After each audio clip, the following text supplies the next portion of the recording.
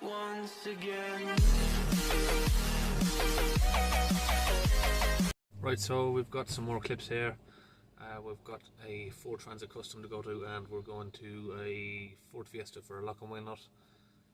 And we'll get onto these videos, and if anything else comes in the meantime, we'll add those into the clips there as well.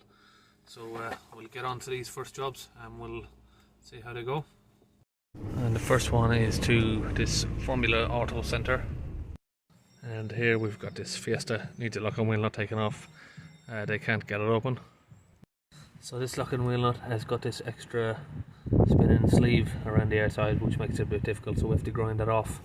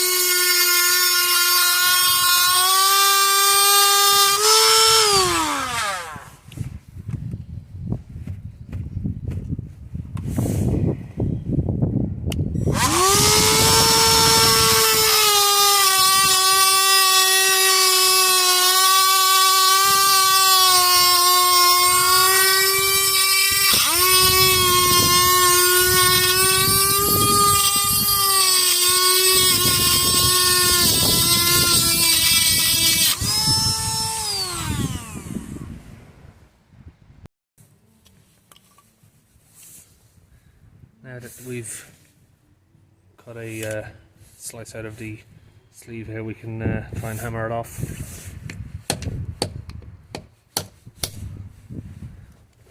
There you go.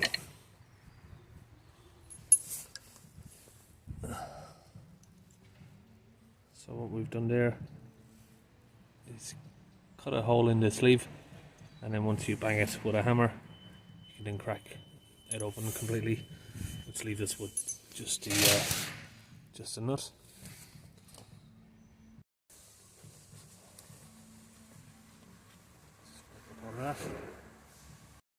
Now just down here we've got a set of lock and wheel nut removers, or damaged bolt removers, so we can just hammer this on.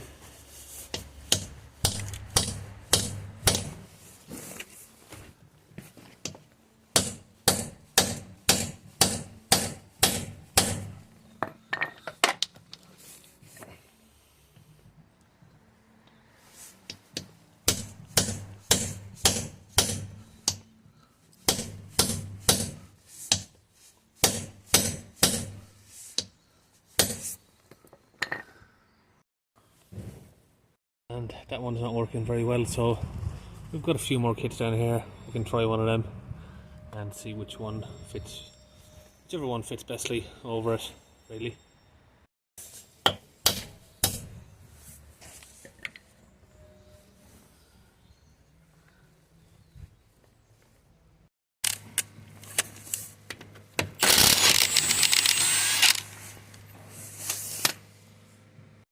And that's all on this one. Here's next van we're looking at, Ford Transit Custom, and we're going to go and see what the problem is with this. So he's saying the van's not starting, and he's just serviced it. It was working fine before he done it, but he's played around with some of the fuses, trying to replace cigarette lighter fuse. He's pulled out loads of fuses, and ever since now all of these lights are coming on. And when you turn the key, everything just starts flashing, if you can see there, and there's no response from the key. Foot on the brake and the clutch, no response, just lots of flashing and stuff. It does look a little bit like a flat battery, but this looks a little bit more complex than that, so we're going to have to do some diagnostics and we'll do a battery test. One problem we're noticing here, trying to do diagnostics, is we're not getting the VIN number come up here, and it's not letting us do an automatic scan, so we're just going in manually and typing in what sort of vehicle it is. And let's see if that's going to work. It looks like we're not getting the engine ECU come up. May have done some damage to the ECU possibly. Not too sure yet. Okay, it's finished scanning there. We've got everything except the engine ECU. So we're just going to have a look at a couple of things that might give us some sort of clue of what's going on. So body control module.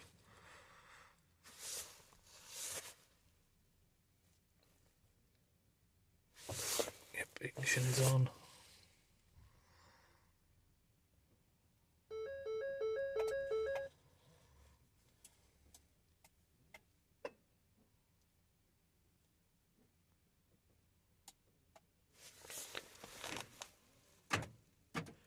Just hearing loads of stuff working, locks and everything.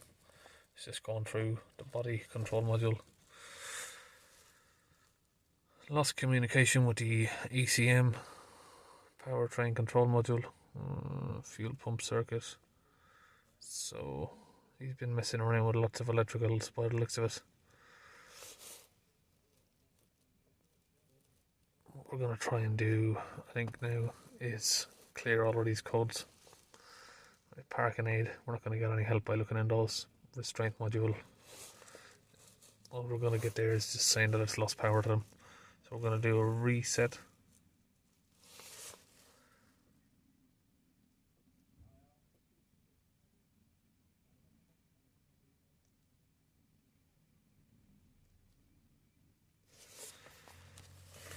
And we'll give the ignition a toggle again.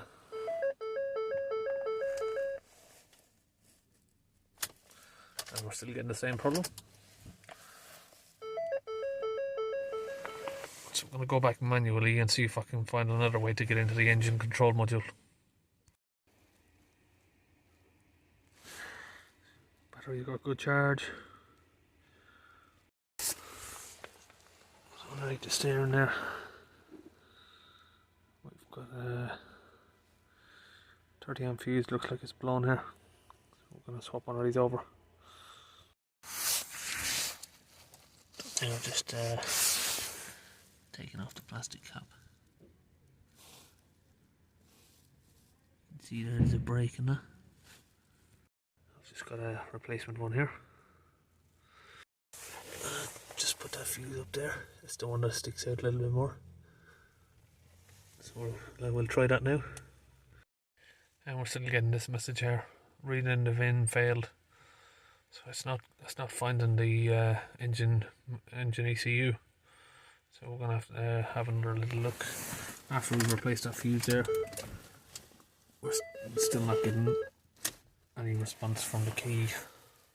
Okay, so here is where we're at. We've checked all of the fuses underneath the dashboard. We've checked the fuses inside the engine bay. Now we've got the seat out. We're going to remove the batteries, get into this power supply unit here, and just see if there's any breakages in anything in there. There might be some inline fuses. Usually, we'll have to dismantle all of this and get inside and have a look.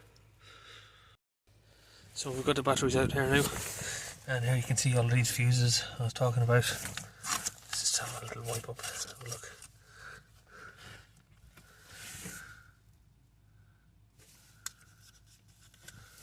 Can't immediately see anything wrong.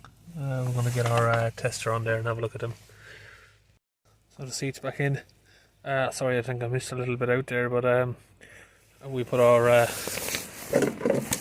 just a minute now. Just put our probe tester on everything, and all of the fuses are all working. So no power supply cut from in there, and we're just going to run back on our diagnostics again and just see if anything's changed. We've got the same issue there. No engine management light coming on. Got all of these warnings, and the engine VIN is failed to read. Oh, we've got the engine management light on there now. Hang on a minute. So it's not coming on, and then it comes on after a minute. But yeah, no, when you turn the key, everything just dies off like that. It's a complete dead. This one's kind of puzzling me a bit now. We've put our power probe straight down to the starter motor, and the engine turns over, but it just won't fire up. There's no communication from the ECU, so I think our conclusion here on this is the ECU itself has been damaged, so it's going to need to be sent off or a replacement. And we'll see you at the next car. Here we have our next car. It's a Ford Focus, and we're going to change the engine oil. So we've got it jacked up here. We're going to get underneath, drain the oil. Here we've got the tray from underneath the car. You've got these T30 Torx, and you've got just a couple that go around the outer edge there. 3 on each end, 3 at the front, 3 at the back. I think there maybe should be some along the side, but there's only 5 on the car, so that's all. Now we're just underneath, draining the oil into our pan here, and that should be done in a minute. Once all your oil's out, you can get 21mm socket, put your bolt back on, just twist her all the way up, and we'll get a ratchet on there, tighten the last bit. Now it's just a case, put our tray back on here, and you've got these little T30 screws go along. Put each one in onto the last one. 3 at the front and 3 at the back over there, or 2 in this case. Now we can get our new engine oil in.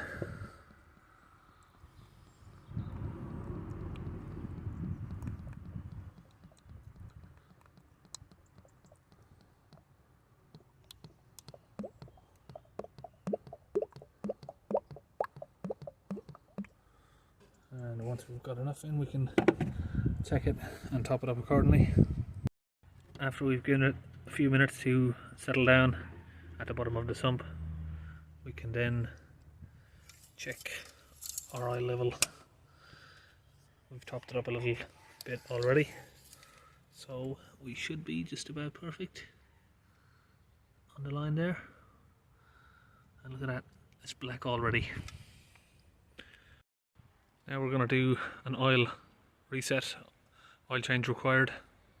So we're sitting in the car, we're going to turn the ignition so you get your lights on like this. You've got this oil change required.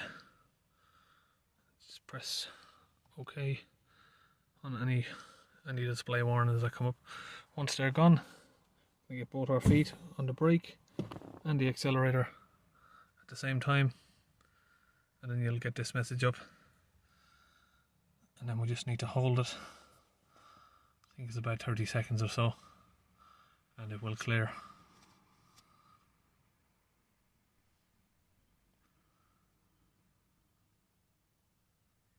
Just need to wait. Reset complete.